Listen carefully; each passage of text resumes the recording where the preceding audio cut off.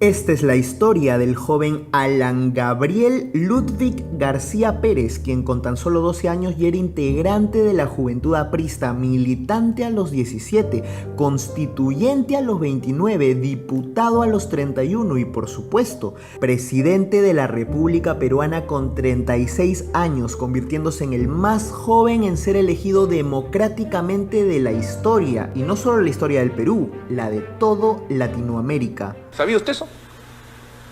Ya lo sabe, a partir de ahora, verifíquelo.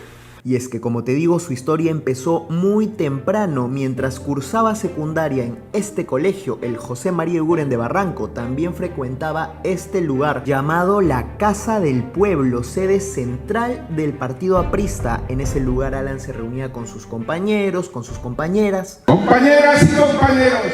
Hasta que un día recibe una importante invitación. Resulta que los chicos iban a realizar un simpático campamento a orillas del río Rímac y, a pesar de que Alan tenía solo 13, deciden pasarle la voz.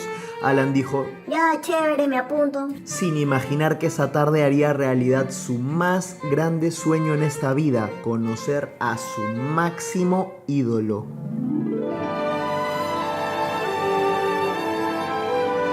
No, él no. Te estoy hablando de su primer ídolo, el filósofo, político, ideólogo, fundador del Partido Aprista peruano, el señor Víctor Raúl Haya de la Torre. Aquella tarde Víctor Raúl había ido a ver qué onda con la chibolada aprista, sin imaginar que ese día encontraría al niño que escogería como su discípulo más connotado, su hijo predilecto, su protegido, su legítimo heredero. Me parece un acto casi suicida. Alan se convirtió rápidamente en su favorito y, cómo no, el chico tenía harta madera para la política, un verbo sorpresivamente destacado y un vocabulario muy avanzado para su edad. Y es así como el máximo líder aprista se enamora del proyecto Alan y decide convertirse en su guía, en su mentor. Alan fue empapado durante años por sus palabras, sus consejos, sus enseñanzas, tanto en lo político como en lo personal. Se convirtió básicamente en un segundo padre para él, y así se mantendría hasta el final de sus días. Entonces desconfíen del que dicen ya está muerto. Ese nunca muere. Cuidado. Pero ojo, tampoco es que Alan no tuviera padres, claro que los tenía. O sea, mi viejo está ahí, tampoco lo mates de esa manera, ni le digas abandonador de hogares, pues no. Su padre fue Carlos Gabriel García Ronceros, también conocido como el Blanqui, político peruano, secretario de organización del APRA. De hecho, a raíz de esto fue encarcelado durante el gobierno de Odría, ya que Odría declaró la ilegalidad del APRA bajo un decreto supremo. Pero bueno, esa es otra historia. Al otro año será. Lo triste es que Alan no conoció a su viejo hasta que tuvo 5 años. Quien siempre estuvo presente y a su lado fue esta simpática señora, Nita Pérez Rojas, profesora, poetisa y fundadora del APRA en Camaná. O sea, mejor dicho, a Alan le recorría sangre aprista por las venas, era algo de nacimiento. Toda mi vida he querido ser aprista porque el mensaje que tienen es un mensaje que yo apoyo, es un mensaje que me encanta. El APRA nunca muere. Su padre quiso que su segundo nombre fuera Gabriel, como el de él, mientras que su madre decidió ponerle un tercer nombre, Ludwig, por su gran fanatismo hacia el compositor Ludwig van Beethoven. Pero una herencia más importante le dejaría a la madre. Estoy hablando de ese peculiar talento para la oratoria, para expresarse ante la gente y empatizar con las masas. Como madre, seré su primer fiscal. Seré su observadora perenne y, si es necesario, seré su aguijón. No creo que llegue ese momento. Gracias, señora Anita.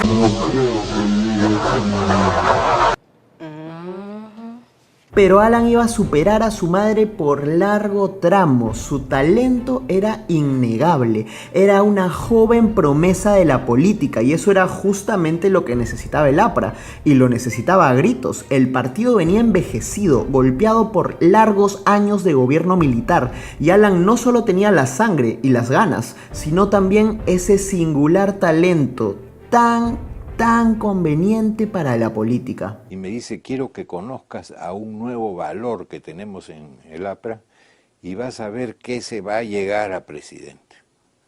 Y lo escuché y realmente una labia, pero extraordinaria, cautivaba. Alan era la mayor esperanza aprista, pero no podía aflojar, debía prepararse, así que a los 18 años Víctor Raúl le ordenó estudiar Derecho en la Católica, aunque finalmente terminó la carrera en la San Marcos, a pesar de que algunos profesores dijeran luego que nunca lo vieron en clases. Pero bueno, no importa. En el 72 Víctor Raúl le dice: Alan, te vas a estudiar un doctorado a la Complutense de Madrid. Y Alan fue, aunque su nombre no aparece en la lista de doctores recibidos. Pero bueno, no importa, porque en el 74 Víctor Raúl le dice: Alan, te vas a estudiar otro doctorado en sociología a la Sorbona de Francia, y con eso ya estás. Y Alan lo hizo, pero tampoco se recibió como doctor ahí. O sea, Alan nunca fue doctor y lo reconoció recién 40 años después, pero hasta entonces... El doctor Alan García. Doctor Alan García. Doctor Alan García. Doctor Alan García. Al doctor Alan García. Doctor García. Doctor Alan García. Doctor García. Pero bueno, no importa, Alan. Igual en Europa hiciste mucho más que solo estudiar, porque en 1975, con 26 años, conocerás al gran amor de tu vida, la guapísima abogada argentina, Pilar Nores. ¿Cuál es la que dicen que es guapa? Cállate tú. Mujer de quien quedaría irrevocablemente enamorado.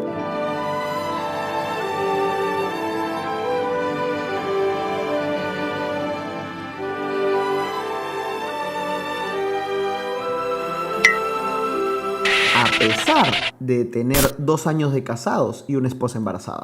¿Qué? Ah, sí, es que me olvidé contarte esta parte. En el 73, con 23 años, Alan García se casa con Carla Buscaglia, su novia de la universidad, de una forma, ¿cómo decirlo?, un poco extraña. A través del recurso del poder notarial. Se casó mi padre por mí. Se casó en ausencia. En ausencia. Y eso no es tan romántico, Yo me ¿no? reía mucho porque decía: me casé por poder y me divorcié por no poder. Este fue el gran secreto de Alan por muchos años. No se lo dijo a nadie, ni a la prensa y mucho menos a Víctor Raúl, ya que él pensaba que el matrimonio y los hijos distraían la vida de un político. Él sabía que si mañana usted se casaba y tenía 3, 4 hijos, la vida se lo iba a llevar. Y usted se iría a buscar alimento para sus hijos, trabajando, y se olvidó de la política.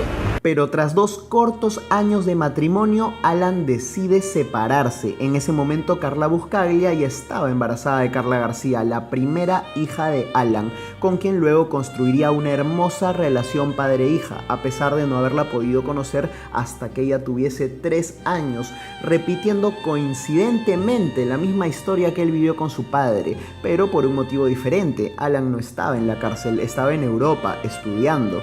Bueno, estudiando y conociendo a Pilar. Y gracias a ella soy mucho de lo que soy. La parte buena de Alan García se la debo a Pilar Nores. Esa es la verdad. Con Pilar Nores tendría 4 hermosos hijos más: Josefina en el 77, Gabriela en el 84, Luciana en el 85 y Alan Raúl en 1988, su 5º hijo, el primer hombre, ese que Alan tanto buscó. Y creo que no hace falta decir por qué le puso Raúl, obviamente en honor a... Mi papi, mi churro, mi Mickey, mi rey. Pero Alan no tendría solamente 5 hijos, tendría 6. ¿Qué? ¿Cómo olvidarnos de este carismático niño, Federico Danton, el hijo que Alan tuvo a los 55 con la economista Elizabeth Chessman, mientras aún seguía casado con Pilar? Creo que a usted le gustan rubias y argentinas. No, a mí me gusta lo que está al frente. Uf, eso fue un chongazo, pero es otra historia. Al otro año será. Ya no estás más a mi lado, corazón. En el alma solo tengo soledad. No nos desviemos, solo quería recalcar que Alan tuvo una excelente relación con sus 6 hijos y ellos también entre sí. Érico, vamos para allá.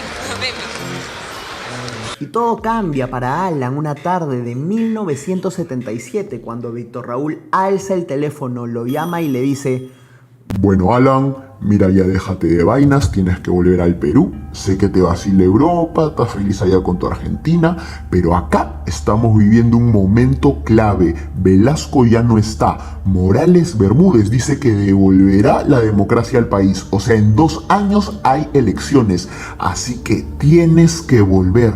No olvides mis enseñanzas. Recuerda quién eres. Eres nuestra esperanza.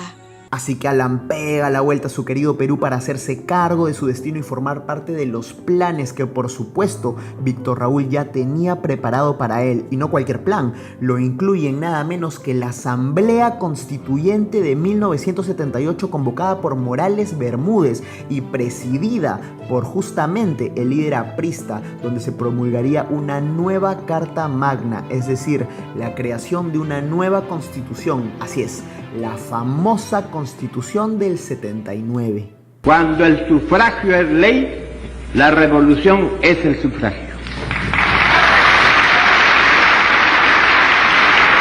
La misma que 14 años después sería derogada por Alberto Fujimori luego del autogolpe para crear la del 93, la que tenemos hasta hoy. Pero eso es otra historia. Al otro año será. El punto es que con 29 años Alan es escogido como el principal consejero de Víctor Raúl para este importantísimo e histórico proceso. La vida era próspera y hermosa hasta que... En agosto de 1979, Alan debe enfrentarse cara a cara con uno de los momentos más dolorosos de su vida. ¿Qué? La muerte de su líder, de su guía, de su amigo, de su segundo padre. All by myself, don't wanna be all by myself. El deceso de Víctor Raúl lo destruyó. Emocionalmente destruido. Yo he vivido al lado de Aya de la Torre. Mi padre vivió al lado de Aya de la Torre. Tuve ese privilegio inmenso porque es el hombre más inteligente que conocimos los dos. Y el hombre más extraordinario que ha dado nuestra patria. De un ser extraordinario y mítico para mí, más que un ser humano, casi un apóstol de Cristo. Mutilado o completo o moribundo, estaré siempre presente para rendir homenaje a Aya de la Torre. Visionario ese cojudo. Pero tranquilo, Alan, debes reponerte y seguir avanzando. Recuerda, Él vive en ti. Mientras todo esto pasaba, Morales Bermúdez cumplía su promesa de convocar elecciones generales luego de 17 largos años de dictadura. En estas elecciones, Belaúnde Terry se convierte en presidente y Alan, con 31 años, en diputado del Congreso tras encabezar la lista del APRA. 2 años después, obtiene la Secretaría General del partido.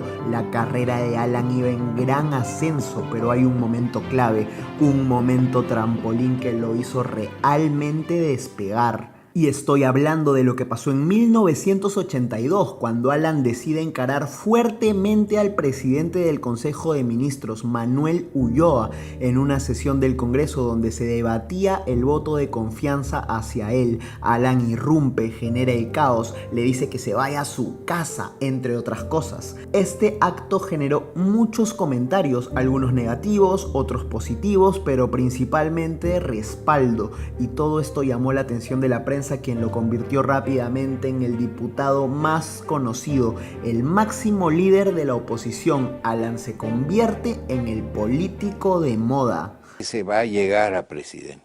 Y es que el diputado García era muy completo, tenía carisma, educación, seguridad, 1,93 m de porte imponente, galante, siempre muy firme, directo y confrontacional. No le tenía miedo a nadie, su valentía y audacia la combinaba armoniosamente con acciones populistas, acudiendo a los sectores más necesitados, visitando mercados, invasiones, zonas agrícolas y pesqueras. Se relacionaba bien con todos los estratos sociales y es que siempre sabía qué decir.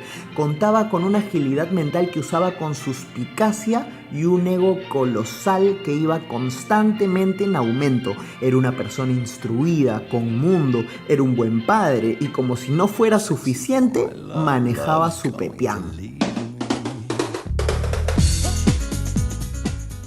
Pero había una característica más, una que resaltaba muy por encima de todas las otras: su gran capacidad para la oratoria, para el histrionismo, para la grandilocuencia y la gestualidad, para manejar las figuras literarias a su antojo y arrojar el alma hacia las multitudes. Alan contaba con una habilidad asombrosa para transmitir esperanza, para convencer e hipnotizar a través de ese discurso de carácter lírico, efectista, demagogo, siempre en defensa de las masas, del pueblo, de los pobres. Nosotros, los pobres, las clases medias, una lección de generosidad, de solidaridad, de revolución a los ricos. Vamos a demostrarles que a pesar de nuestra pobreza sí podemos compartir. Y es que Alan sabía cuál era su auditorio. Su mensaje no iba dirigido a las altas esferas. Su público no estaba en la CONFIEP, en la ONU o en la Asociación de Bancos. El grueso de su audiencia descansaba en los sectores más populares, en lugares surgidos de cambio y de educación. Ahí es donde Alan lograba penetrar con sus promesas, confundir con sus retóricas y sus hipérboles, transformando a muchos en fieles creyentes, en devotos de su revolución, su antiimperialismo y sus promesas de reivindicación.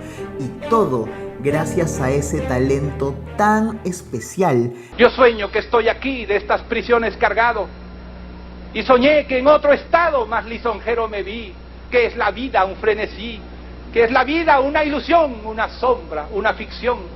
Y el mayor bien es pequeño, que toda la vida es sueño y los sueños... ¡Sueños son! No sé qué hubiera dicho, pero impacta. El mismo que lo llevaría en un futuro a lograr todo lo que logró. Cuando estoy por el centro, así hace su meeting acá, don Alan, me hipnotiza. Sí. ¿Por qué? Así me voy a votar así. Así.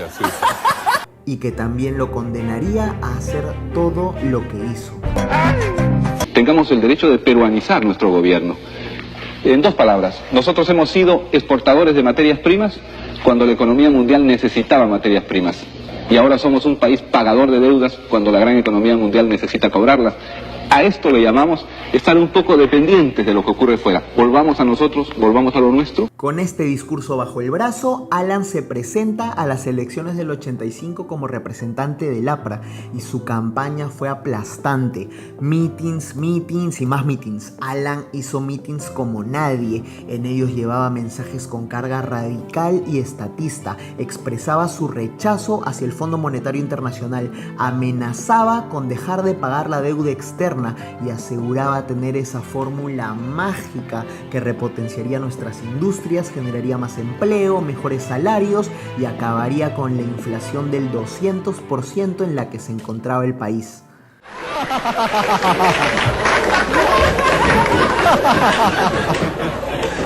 ¿Pero cómo va a ser?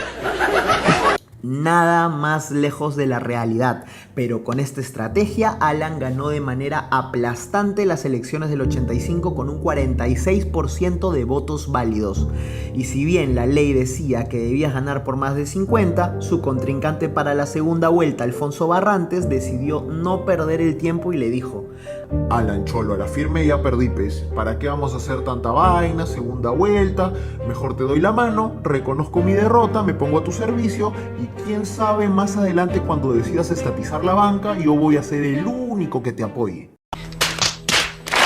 Visionario ese cojudo. Y es así como Alan se convierte en el presidente más joven elegido en democracia, llevando al APRA al poder después de más de 60 años desde su fundación. Y así, con la banda presidencial marcando una diagonal sobre su pecho, empezaría a construir lo que quedaría para la posteridad como el gobierno más desastroso de nuestra historia. Instantes precisos, en estos momentos comienza a chancar sus furolis por lo que han sido estos 5 años. Porque si te contara lo que pasa después cuando Alan va a la ONU, insulta al FMI, los culpa del hambre mundial, dice que no pagará la deuda externa o que pagará lo que se le da la gana, nos volvemos un país inelegible. Alan aumenta los salarios, congela los precios de los alimentos, controla el precio de los servicios básicos, alquileres, medicinas, el tipo de cambio. Y mejor ni te cuento todo lo que pasa con el dólar MUC, los aviones Mirage, su vínculo con el BCCI, la estatización de la banca, el cambio de divisa nacional en 2 oportunidades, la nula inversión extranjera, las reservas internacionales agotadas, los paquetazos, el tren eléctrico, el terrorismo. Mejor ni te cuento cómo todo eso nos arrastró a una super archimega hiperinflación de más de 2 millones%, a la escasez, la recesión, el retraso tecnológico, las interminables colas y así muchas cosas más que la verdad sí quisiera contarte, pero esa es otra historia. ¡Al otro año será! Muchas gracias por ver esta, no sé si vendrán otras más, pero si llegaste hasta acá, por si acaso, solo por si acaso, suscríbete a este nuevo canal y cuéntame si te gustaría escuchar la historia del primer gobierno de Alan o quizás otra. Y bueno, tal vez hayan más historias por contar más adelante. Adiós. ¡Viva el pueblo! ¡Viva el Perú! ¡Viva yo! Desconfíen siempre de los que usan muchos adjetivos y que se exaltan y piden lo máximo, porque esos son los primeros que se corren en el momento de la realidad. Desconfíen, consejo de un conejo. Desconfíen de los que dan discursos, porque son los primeros que desaparecen en las dificultades.